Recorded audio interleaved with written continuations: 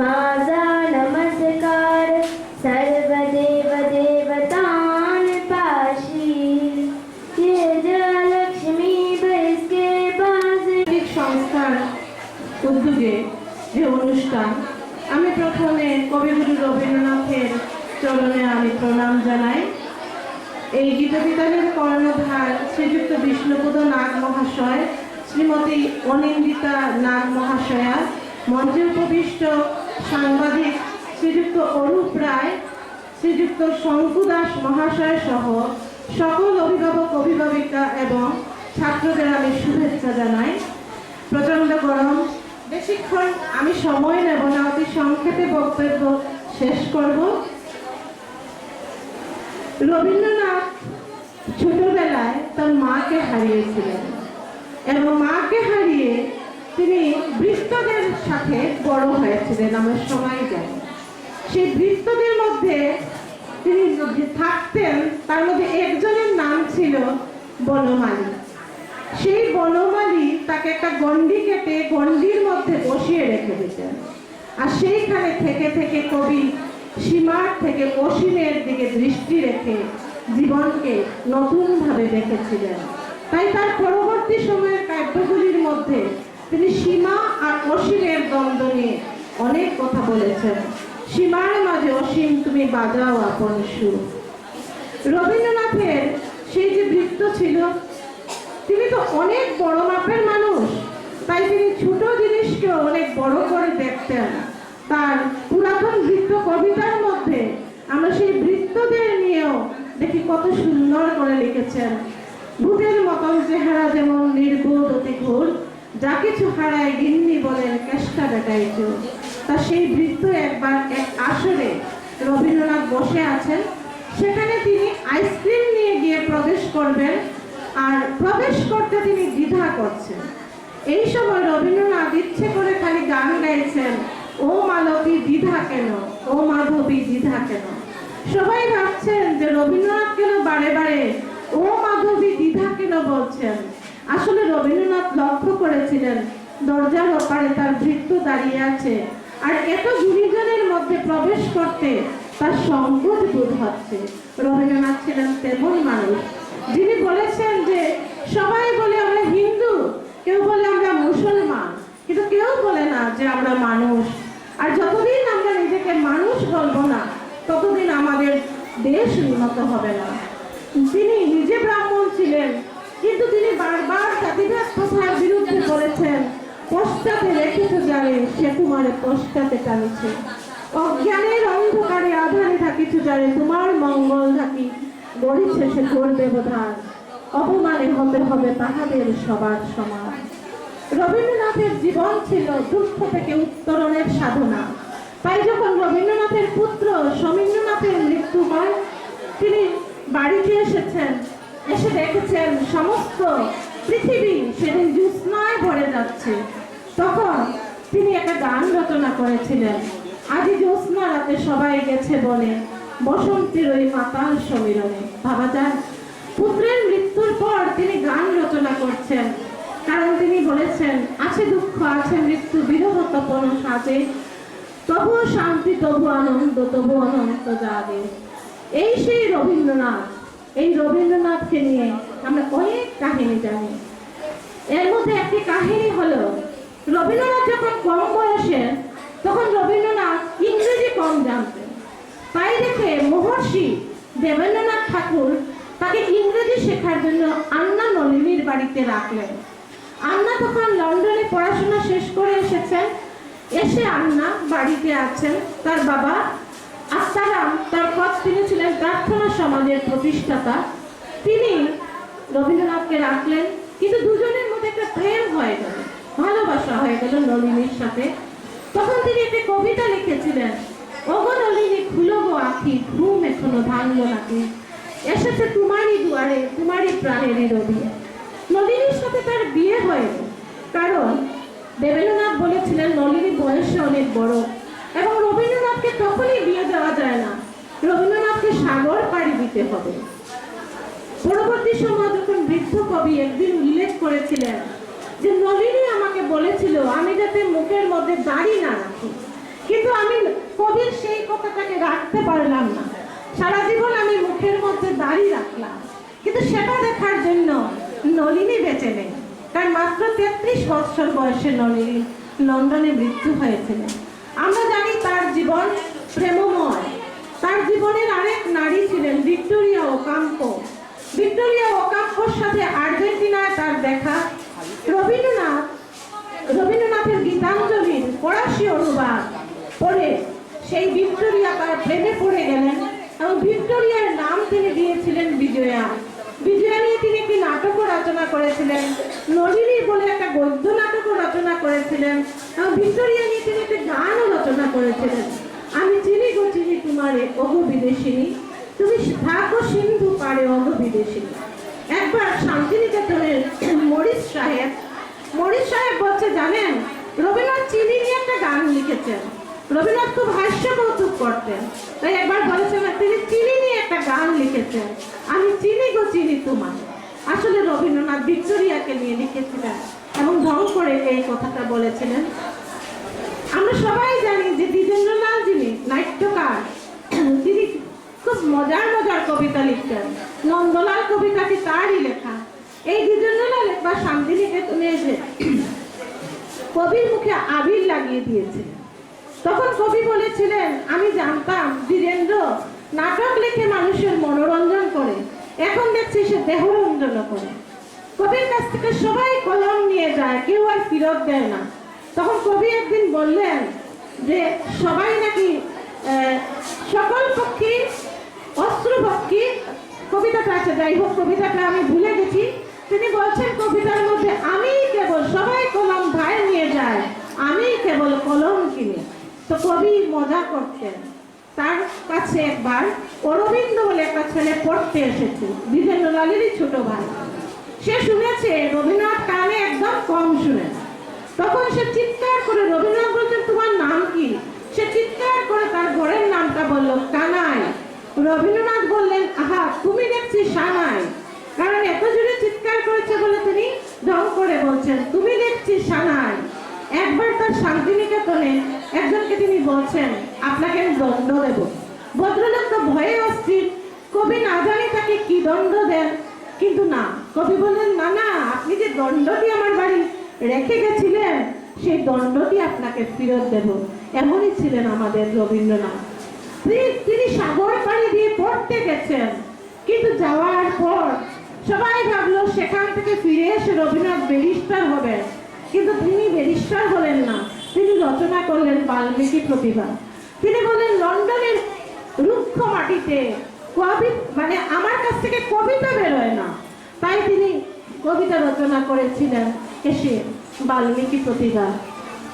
বৃষ্টি মুখর রাতে তিনি রচনা করলেন, গহন কুসুম কুঞ্জ মাঝে মৃদুল মধুর বংশী বাজে।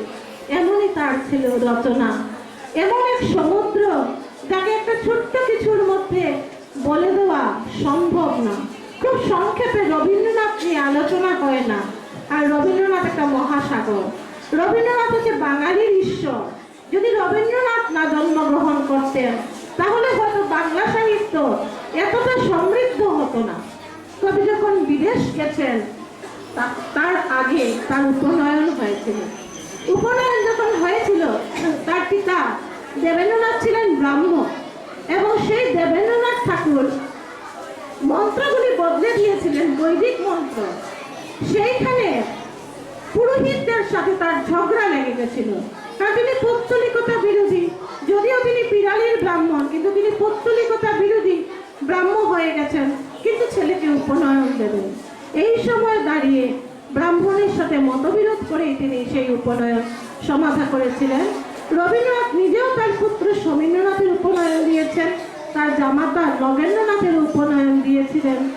তিনি যখন হিমালয়ে চলে গেছিলেন বাবার সাথে, রাস্তায় বোলপুরে তিনি দাঁড়িয়ে কিছুদিন থেকেছেন। বোলপুরে, যেটা এখন শান্তিনিকেতন, সেখানে থেকেছেন। এবং সেই সময় গাছের নিচে বসে মাত্র 12 বৎসরের বালক রবীন্দ্রনাথ পৃথ্বীরাজ বিজয় নামে একটা গদ্য কাব্য লিখে ফেলেছিলেন। এতটাই তার অমানব প্রতিভা ছিল। আমরা ছোট থেকে রবীন্দ্রনাথকে পড়েছি। বৃষ্টি পড়ে কাপড় টুপুর নদে এলো গান, শিব ঠাকুরের বিয়ে হলো 3 কন্যা দান, এমন সহজ কবিতাও পড়েছি। আবার আমরা দেখেছি রবীন্দ্রনাথ এতটাই কঠিন যে রবীন্দ্রনাথকে পড়লে কিছু বোঝা যায় না। যখন তার রাজা নাটক রক্তকরবী মুক্তধারা আমরা পড়ি, তখন দেখি রবীন্দ্রনাথ ভীষণ কঠিন। তাই রবীন্দ্রনাথ নিজে বলেছেন, আমাকে গানের মাধ্যমে সবাই চিনবে। কারণ তিনি নাটক লিখেছেন, গদ্য কাব্য যাই লিখে থাকুন, তার যে এত গান, এই গানগুলিকে বাঙালি কোনোদিন ভুলতে পারবে না। ভালোবেসে সখে নিভৃত যতনে আমারই নাম তিনিও আমার মল্লিকা বনে। কবি কেন প্রেমকে বারবার উল্লেখ করেছেন? যখন তার ভ্রাতুষ্পুত্রী ইন্দিরা দেবীর সাথে তার প্রেম ছিল, তিনি ইন্দিরা দেবীকে চিঠি না লিখে থাকতে পারতেন না। আবার যখন তার স্ত্রী মৃণালিনী মারা গেলেন, তিনি লিখলেন, যে নাজিকে চলে গেল খুলিদার, সেই বলে গেল ডাকি, মুছো আখি জল আরেক অতিথি আসিবার এখনো রয়েছে বাকি। কাদম্বরী দেবী তার বৌঠান না থাকলে মনে হয় রবীন্দ্রনাথ তৈরি হতেন না। সেই বৌঠান যখন কবি কবিতা লিখতেন, কিনারে কিছু হিডি বিজ এঁকে দিতেন। কবি বলেছেন, মিথ্যাই আমার কবিতাগুলি প্রকাশ করেছেন, এই হিডি বিজগুলি ছিল আসল কাব্য। তাই একবার এক আত্মীয়র বাড়িতে গিয়ে নতুন বৌঠানের ফটো দেখে তিনি লিখেছিলেন, নয়নের সম্মুখে তুমি নাই, নয়নের মাঝখানে লোভী আছো ঠাই। সেই রবীন্দ্রনাথকে বাঙালির আজও চেনা হলো না। কারণ আজকে যে ইন্টারনেট প্রিয়তার যুগে এবং ইংরেজি মাধ্যম বিদ্যালয়গুলিতে বাংলার যে কদর নেমে আসছে, সেই জায়গায় দাঁড়িয়ে রবীন্দ্রনাথ নয়, ট্যাগর। এই ট্যাগরের কাব্য, ট্যাগরের সাহিত্যই বা কতজন পাঠ করে, কিন্তু কয়েক জীবন কাটিয়ে দেওয়া যায় যদি শুধু আমরা রবীন্দ্রনাথকে পড়ি। কারণ তার গীতাঞ্জলি যখন বিভিন্ন ভাষায় অনুদিত হচ্ছে, যখন নোবেল পেয়েছেন, জায়গায় জায়গায় তার সম্মান, তিনি এসে মঞ্চে বসে রয়েছেন মাথা নত করে এবং গান রচনা করেছেন, এই মণিহার আমায় নাহি সাজে। গীতাঞ্জলির কবিতাতেই তিনি বলেছেন, আমার মাথা নত করে দাও হে তোমার চরণ ধুলার তলে, সকল অহংকার হে আমার ডুবা অশ্রু জলে। কোনো অহংকার নেই, কোনো ঘৃণা নেই, কোনো নিন্দা নেই, কোনো বিষবাষ্প নেই। এমনকি মারা যাওয়ার আগে বলেও গেছেন যে তাকে কিভাবে সাজিয়ে রাখতে হবে এবং কিভাবে তাকে মৃত্যুর পর নিয়ে যাওয়া হবে শান্তিনিকেতনে। আরেকটা কথা বলে আমি শেষ করবো, ভীষণ গরম, বাচ্চারা নাচবে, সময় আর নিয়ে লাভ নেই। রবীন্দ্রনাথ প্ল্যানচেট করতে খুব ভালোবাসতেন। প্ল্যানচেট বুঝেন তো, আত্মা নামানো। রবীন্দ্রনাথের সাথে সুকুমার রায়ের প্ল্যানচেটে দেখা হয়েছিল। সুকুমার রায়ের পুত্র সত্যজিৎ রায়, যিনি বাইরে বিদেশ গিয়ে পড়ার কথা, তিনি এসে বসলেন, তিনি পড়লেন বিশ্বভারতীতে রামকিঙ্কর বেইজের অধীনে। কেন পড়লেন? কারণ রাত্রেবেলা প্ল্যানচেটের মাধ্যমে রবীন্দ্রনাথের সাথে মৃত সুকুমার রায়ের কথা হয়ে গেল। আর সুকুমার রায় বললেন, ছেলেকে শান্তিনিকেতনে পড়ানোর কথা আমরা সবাই জানি। সুকুমার রায়ের অকাল মৃত্যু হয়েছিল এবং প্লেটলেটের মাধ্যমে রবীন্দ্রনাথকে সে সত্যেন্দ্রনাথ কবিতা লিখে দিলেন, মঞ্জুরি তুমি ফুটার আগেই জড়িয়া পড়িলে হায়, তবু প্রিয়জন কাঁদিয়া কোল ফিরিয়া দেখনি তাই। তাই আত্মা, নৈসর্গিকতা, অতি মানব তত্ত্ব, অতি প্রাকৃত সমস্ত কিছু নিয়ে রবীন্দ্রনাথ। আবার শুভা, ছুটি ইত্যাদি, কাবুলিওয়ালা ইত্যাদি সহজ গল্পের নায়ক রবীন্দ্রনাথ। তাই কবির জীবনে কবিকে শত শত প্রণাম জানিয়ে, কবির জন্মদিনে কবিকে শত শত প্রণাম জানিয়ে তার একটা কবিতার সে যে গান দিয়ে শেষ করে দিচ্ছি। তিনি যে বলেছিলেন, এত বড় বিশ্ব ব্রহ্মাণ্ডের মধ্যে আমরা আছি, অথচ আমরা নিজেকে কি বা ক্ষুদ্র বলে ভাবি। কিন্তু কবি বলেছেন, আকাশ ভরা সূর্য তারা, বিশ্ব ভরা প্রাণ, তাহারই মাঝখানে আমি পেয়েছি মোর স্থান, বিস্ময়ে তাই জাগে জাগে আমার গান। নমস্কার আপনাদের। এইটুকু বলবো, আমরা গর্বিত শ্রীভূমিবাসী, রবীন্দ্রনাথ আমাদের এখানে এসেছে। 1905 ইংরেজিতে বঙ্গভঙ্গ আন্দোলন হয়েছিল। পরবর্তীতে 1919-এ রবীন্দ্রনাথ ঠাকুর গুয়াহাটি থেকে বদরপুর হয়ে করিমগঞ্জ রেল স্টেশনে এসেছেন সিলেটে যাওয়ার জন্য। উনি যখন করিমগঞ্জ স্টেশনে নামলেন, তখন হাজার হাজার মানুষ তাকে বরণ করে। সেই সময় শিলচর, হাইলাকান্দি, ধর্মনগর বিভিন্ন জায়গা থেকে মানুষ আগে থেকে জড়িয়ে থাকে। পরবর্তীতে গুরুদেবকে এখানে বরণ করা হয়। আমরা এই জন্যই গর্বিত যে রবীন্দ্রনাথ ঠাকুর সেই নিজের হাতে একটি কবিতা লিখেছিলেন যে, বাংলার মমতাবিহীন কালো স্রোতে, বাংলার রাষ্ট্রসীমা হতে নির্বাসিত তুমি সুন্দরী শ্রীভূমি। এই শ্রীভূমি আজকে আমরা নামে, গুরুদেবের দেওয়া সেই নামটি আমরা ব্যবহার করছি শ্রীভূমি নামে। তো আমরা গর্বিত এই কারণে যে গুরুদেব আমাদের এই ভূমিতে পা রেখেছেন এবং কবিগুরুর জন্য আজকে আমরা সবাই জমায়েত হয়েছি। আমাদের মধ্যে একটি সেতু বন্ধন হয়েছে।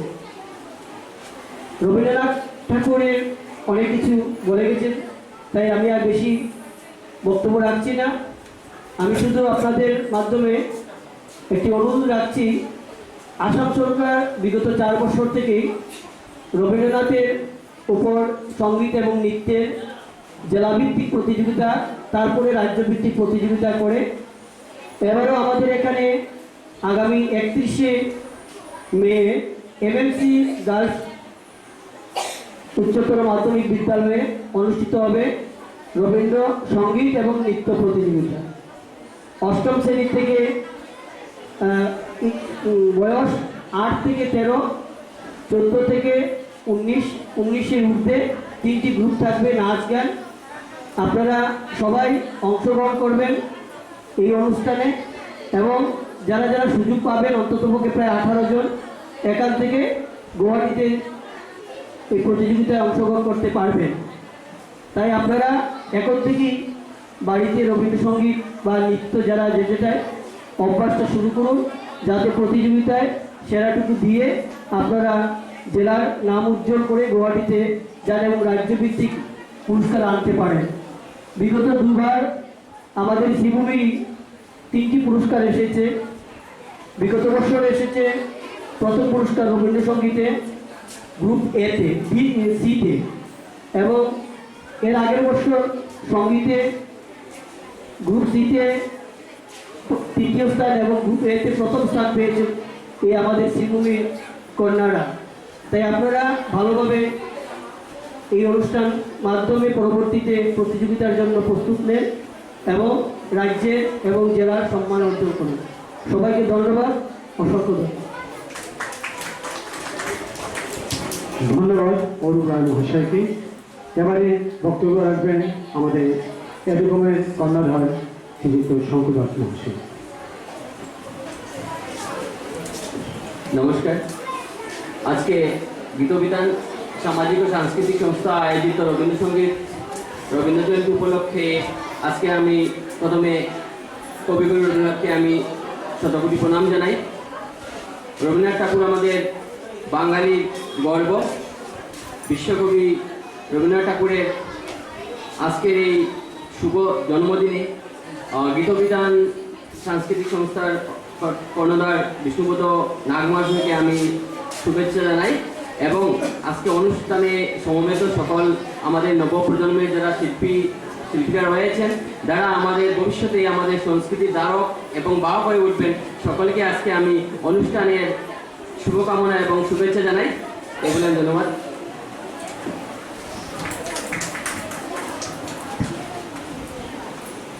আমি অতিথিদেরকে সামনে আসন গ্রহণ করার জন্য অনুরোধ করছি। প্রসঙ্গে আমাদের দ্বিতীয় পর্যায়ে আমাদের অনুষ্ঠান শুরু হবে।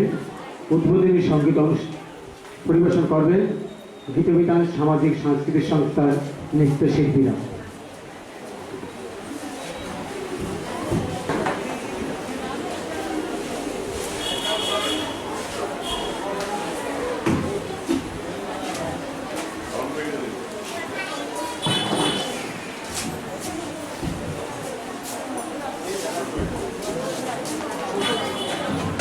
যুক্ত জগদীশ চন্দ্র বণিক মহাশয়কে আমি মঞ্চে আসার জন্য অনুরোধ করছি। এর পূর্বে রবীন্দ্রনাথের প্রতিকৃতিতে পুষ্পার্ঘ্য অর্পণ করবেন, তারপর আমাদের একটু মঞ্চে আসবেন।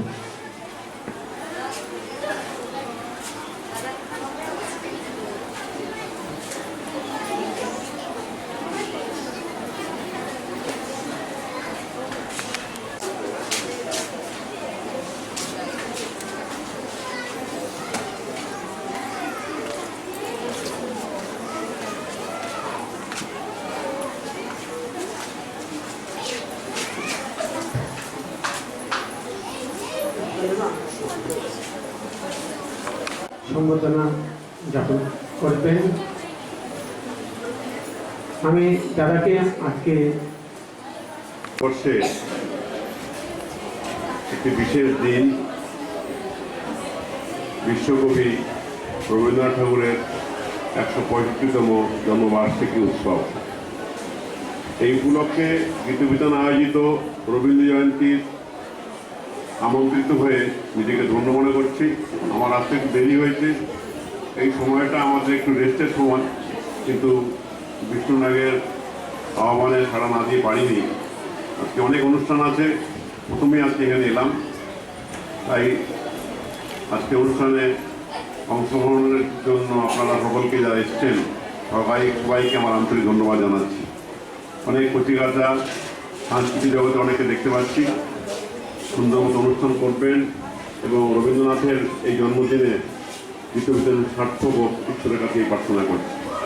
যাই হোক, আজকে কথা বলার দিন নয়, আমরা অনুষ্ঠান দেখতে এসেছি, অনুষ্ঠানে দেখবো, সকলকে দেখে আমরা আনন্দ পাবো এবং রবীন্দ্রনাথকে স্মরণ করবো। আপনারা সবাই ভালো থাকবেন, আমার নমস্কার গ্রহণ করবেন।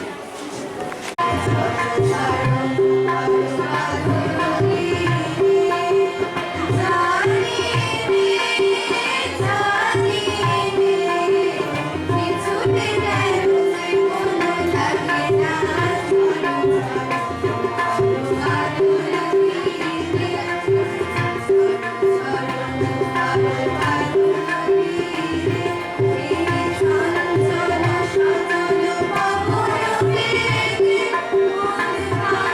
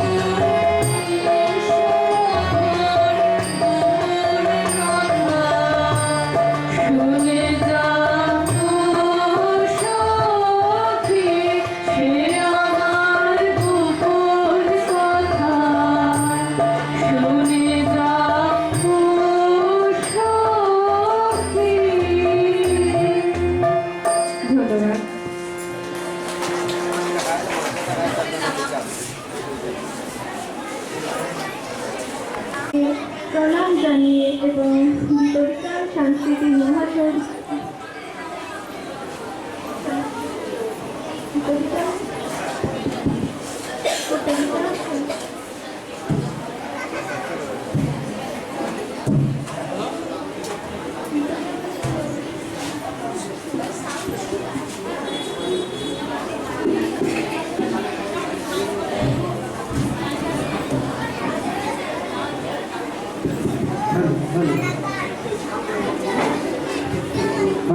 হ্যালো হ্যালো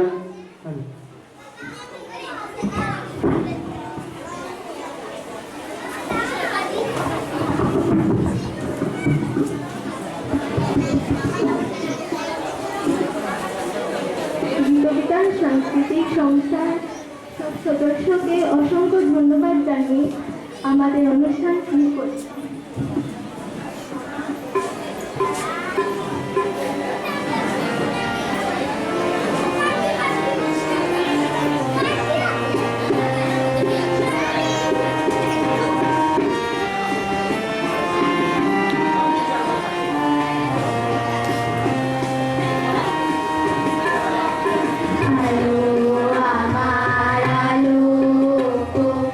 আলো ভুবন ভরা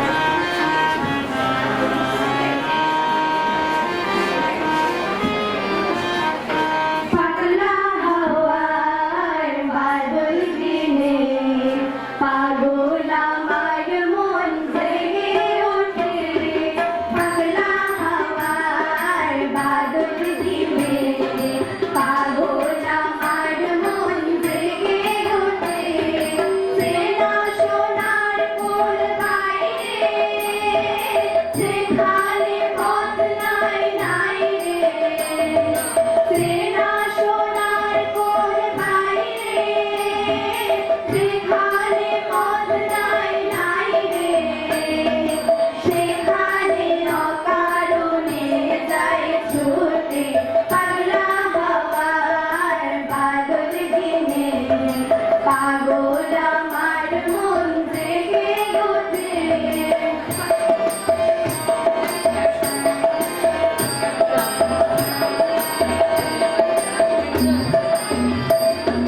ভোরের মুখে আর কি রে কোনদিন সে যাবে ফিরে ভোরের মুখে আর কি রে কোনদিন সে যাবে ফিরে যাবে না নিয়ার যত সব গেল ছুটে যাবে না পাগলা হাওয়ার বাদল ধীরে পাগল আমার মন জেগে ওঠে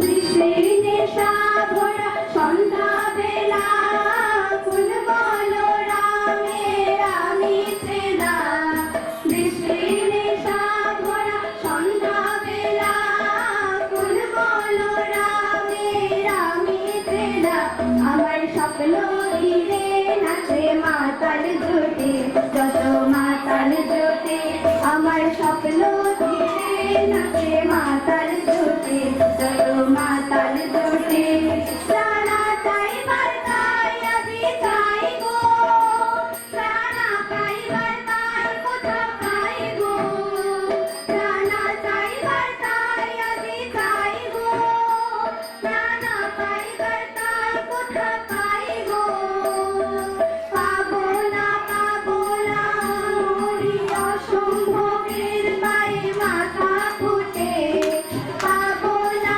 পাগলা হাওয়ার বাদল দিনে পাগল আমার মন জেগে ওঠে পাগলা হাওয়ার বাদল দিনে পাগল আমার মন জেগে ওঠে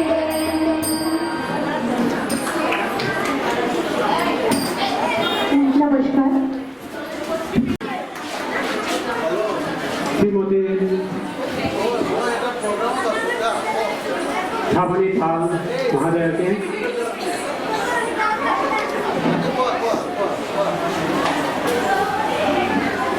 শ্রীমতী সোনালী গোস্বামী মহাদয়াকে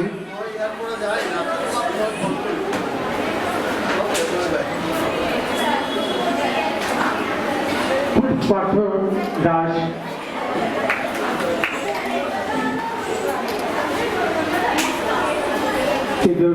রোহন মালাকার শ্রীযুক্ত শুভঙ্কর মালাকার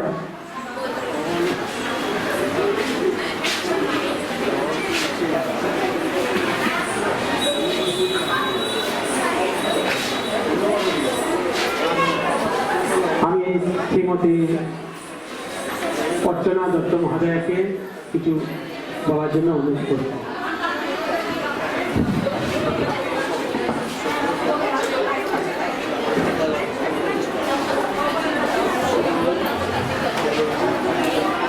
নমস্কার সবাইকে। আজকের এই দিনটা আমাদের প্রত্যেকজন বাঙালির জন্য গর্বের দিন। আজকে এখানে কচিকাচারা সুন্দর সুন্দর সাজসজ্জা নিয়ে বসে আছে। তখন আমি আমার রোহন ভাইকে বলছিলাম এই দিনটা আমাদের এরকম সকাল 7টা থেকে শুরু হতো, পুরোটা দিন একদম রাত্র পর্যন্ত আমরা রবীন্দ্রনাথ ঠাকুরের বিভিন্ন আবৃত্তি গান এইসব নিয়েই ব্যস্ত থাকতাম। আজকে কিছু বছর থেকে এটা ব্যতিক্রম। আইনজীবী হিসাবে যখন থেকেই কার্যতে সংযুক্ত হয়েছি তখন থেকে এই জিনিসটা একটু কম ছিল, তথাপি আমরা উকিলবারও চেষ্টা করতাম এই দিনটা পালন করার। কিন্তু এই বছর জেলা পরিষদ হওয়ার পর থেকে আজকের দিনটা অন্য অন্য কার্যসূচিতে ব্যস্ত ছিল, কিন্তু এই মুহূর্তে এখানে এসে সত্যি পুরনো স্মৃতিগুলো জাগ্রত হয়ে গেছে। খুব আনন্দ হচ্ছে সবাইকে দেখে।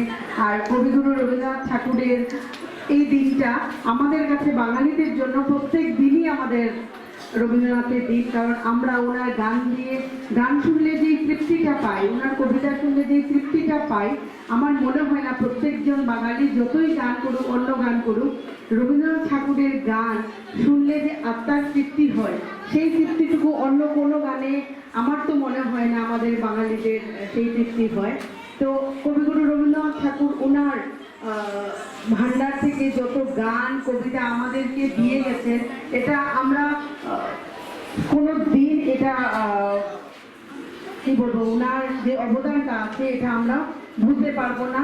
এবং আমরা এই প্রজন্মের যারা কচিকাচারা আছে এই সংস্কৃতিটা যেরকমভাবে বয়ে নিয়ে যাচ্ছে, আমারও সব অনুরোধ থাকবে সেরকমভাবে আমাদের প্রচেষ্টাও থাকতে হবে, যাতে আগামী প্রজন্ম আমাদের এই সংস্কৃতি ঐতিহ্য কবিগুরু রবীন্দ্রনাথ ঠাকুরের সব কলা সঙ্গীত কবিতা সব যেন আমরা আবার নতুন প্রজন্মের কাছে ধরে দিতে পারি। এই প্রচেষ্টা যারা চালিয়ে যাচ্ছেন, শিক্ষক শিক্ষয়িত্রী যারা আছেন, তাদের সবাইকে আমি নতমস্তক হয়ে প্রণাম জানাচ্ছি। কারণ আপনাদের এই প্রচেষ্টা না থাকলে আমরা এই সংস্কৃতিটাকে ধরে রাখতে পারতাম না। কারণ এটার অনেক অনেক দরকার আছে। কারণ গান বাজনা মানুষের আত্মার তুষ্টি দেয়। যে আজকের দিনে যে ধরনের পরিবেশ এসে গেছে, বিভিন্ন মানুষের ডিপ্রেশন, এই সেই খেলাধুলা আর গান বাজনা, এটা এমন একটা জিনিস মানুষকে সব ধরনের দুঃখ কষ্ট থেকে দূরে রাখে। তো আজকের দিনটা আমরা প্রত্যেকজন বাঙালির জন্য অনেক আনন্দের দিন। তো আমি আজকে এই দিনে আপনাদের সবাইকে পুনরায় শুভেচ্ছা অভিনন্দন জানিয়ে শুভ 25শে বৈশাখ সবাইকে শুভেচ্ছা রইল। ধন্যবাদ। ধন্যবাদ দিদিকে, এত ব্যস্ততার মধ্যে আমাদেরকে আজকে সময় দিয়েছেন। আমি শ্রীমতী সোনালী গোস্বামীকে কিছু বলার জন্য বলব। সকলকে আমি নমস্কার জানাই। কবিগুরু চরণে প্রণাম জানিয়ে আজকে ওনার শুভ জন্মদিনে আমরা এখানে একত্রিত হয়েছি গীতবিতান সামাজিক ও সাংস্কৃতিক সংস্থার আমন্ত্রণে। আসলে না, আমরা বাঙালি মানে রবি ঠাকুরকেই বুঝি। রবি ঠাকুর ছাড়া আমাদের চলে না। বাংলা যখনই বলি, কথায়, নাচে, গানে, কবিতায়, লেখায়, এমনকি আমাদের চিত্রপটেও যে ছবি ফুটে ওঠে তা রবি ঠাকুরের। সত্যি রবি ঠাকুর ছাড়া আমরা কিছুই ভাবতে পারি না। তাই ওনাকে স্মরণ করি আমাদের প্রতিনিয়ত চলা, প্রতিনিয়ত কথা বলা, প্রতিনিয়ত সকল কিছুকে মনে রাখা। রবীন্দ্রনাথ ঠাকুর আমরা সবাই জানি ভূতচন্দ্রের কঠোর নিগড়ে বন্দী থেকে উনি যখন পড়াশোনা করতেন ওনার ঘরে, তখন উনি নিজের পিতামাতার তেমন খুব একটা যে সান্নিধ্য তিনি হয়তো সময়ের মধ্যে তিনি লাভ করতে পারেননি, তা আমরা সবাই জানি।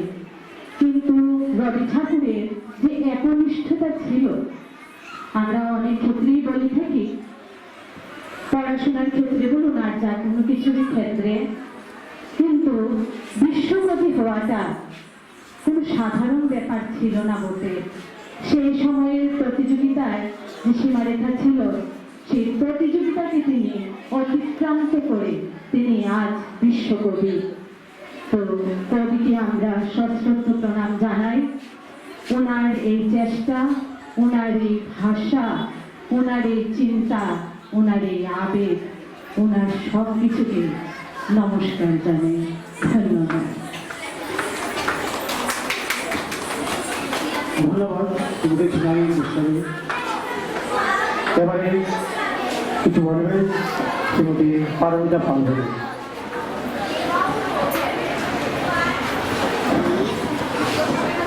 আজকে এই রবীন্দ্র জয়ন্তী মানে বাঙালির একটা ভীষণ বড় উৎসব।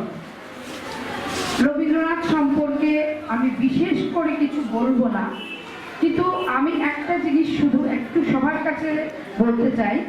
রবীন্দ্রনাথকে আমরা তখনই শ্রদ্ধাঞ্জলি সত্যিকারের দিতে পারবো যদি আমরা রবীন্দ্র নৃত্যধারা, রবীন্দ্র ভাবধারায় সঙ্গীতগুলোকে আমরা উপস্থাপন করতে পারি, বা রবীন্দ্র নৃত্যধারাটা যেটা আছে, রবীন্দ্রনাথ যে কথাগুলো বলেছেন, রবীন্দ্রনাথ এখন তো হ্যাঁ গানে কপিরাইট হয়ে গেছে, রিমিক্স চলছে সবই, কিন্তু আমরা চাইবো ঠিক রবীন্দ্র জয়ন্তীতে সত্যিকারের যদি শ্রদ্ধাঞ্জলি দিতে হয়, তাহলে আমরা রবীন্দ্র নৃত্যধারাকে এবং রবীন্দ্র সঙ্গীতের সেই একদম যেভাবে নোটেশন মাপে ওইগুলোকে আমরা যেন করতে পারি, তাহলে কি হবে, আমরা বোধহয় সত্যিকারের শ্রদ্ধাঞ্জলি দিতে পারবো।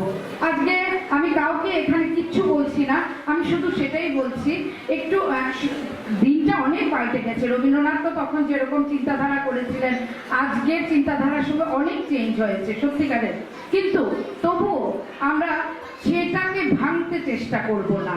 আমরা যতটুকু পারি সেই ধারাকে যেন আমরা বহন করে যেতে পারি, এটাই আমাদের বাঙালির, এটাই এক মানে সত্যিকারের যদি শ্রদ্ধাঞ্জলি হয়, আমরা বাঙালি হয়ে যেন আমরা সেই ধারাটাকে আমরা ভাঙতে না পারি, আমরা যেন সেটাকে বহন করে নিতে পারি, এইটুকু বলেই আজকে আমার বক্তব্য শেষ করলাম।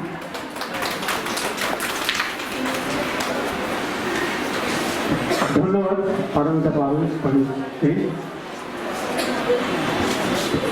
পরবর্তী অনুষ্ঠানে আমরা চলে যাব। পরবর্তী অনুষ্ঠান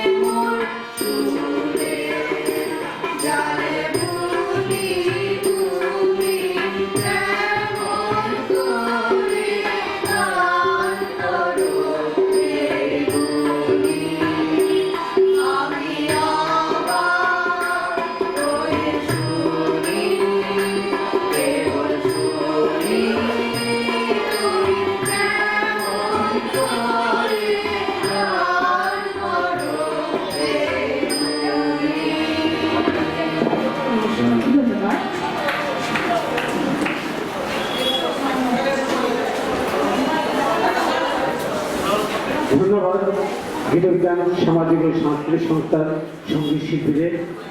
এবারে অনুষ্ঠান পরিবেশন করবেন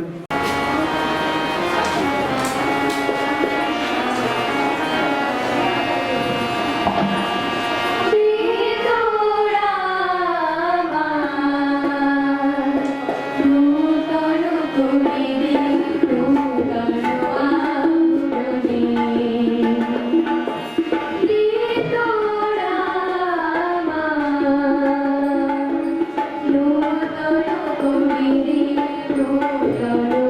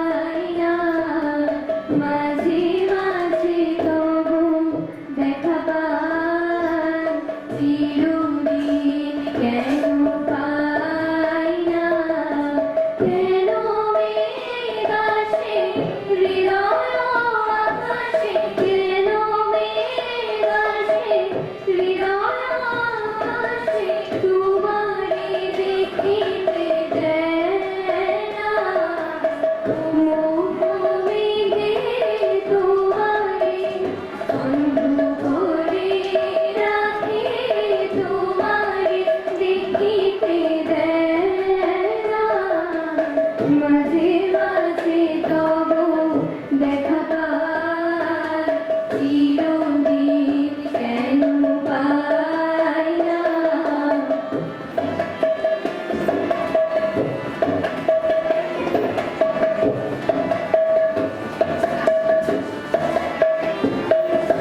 তুমি কোয়ালোকে আখির বলকে তোমায় যবে পাই দেখিতে তুমি গুণী কোয়ালোকে আখির বলকে তোমায় যবে পাই দেখিতে তুমি হারাই হারাই সদা হয় হারাই হারাই সদা হয় হারাইয়া ফিরে চোখিতে আস না মিটিতে হারাইয়া পলক না পড়িতে হারাইয়া হৃদয় না জোড়াতে হারাইয়া ফিরে চোখিতে মাঝে মাঝে তবু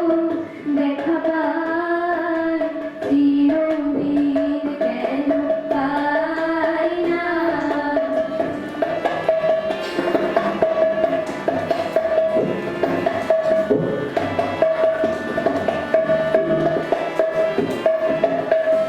ঘুরিলে বলো পাইব তোমারে রাখিব আখিতে থাকিতে তুমি কি করিলে বলো পাইব তোমারে রাখিব আখিতে থাকিতে তুমি এত প্রেম আমি কোথাও পাবো না এত প্রেম আমি কোথাও পাবো না তোমার হৃদয়ে রাখিতে থাকবো কিবা তোমারে মায়া করিলে কি পারে তুমি আপনি রইলে কি পারে হৃদয়ে রাখিতে মাঝে মাঝে তবু দেখা পাই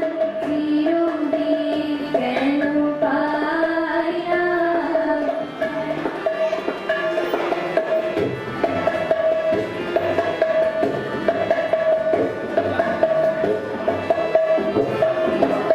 আর কারো পানে চাহিব না আর করিব আমি প্রাণপণ আর কারো পানে চাহিব না আর করিব আমি প্রাণপণ তুমি জয় বলো এখনি করিব তুমি জয় বলো এখনি করিব বিষয় বাসনা বিসর্জন দিব শিকরণে বিষয় দিব কাতরে বিষয় দিব তোমার লাগি বিষয় বাসনা বিসর্জন মাঝে মাঝে তবু দেখা পাই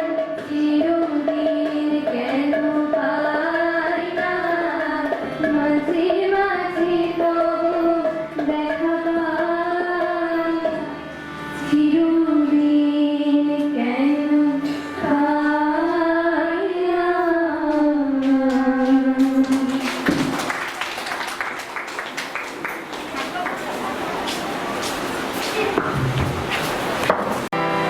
তুমি কেমন